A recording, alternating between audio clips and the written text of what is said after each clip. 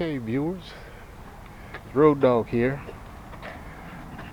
and I just want to introduce you to my 2022 Spider Roadster F3 Limited. There she is. Got rid of Miss Pearly. Yep, because after going up the ride now, I got in there and looked around and asked them about their Can-Am Spiders.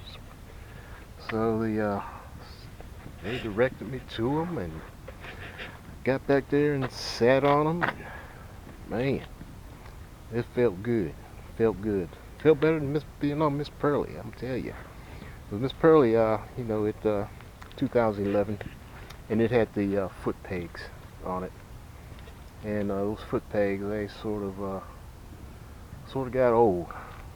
I wasn't able to stretch out my legs or my knees on it, so this one right here, you see, got the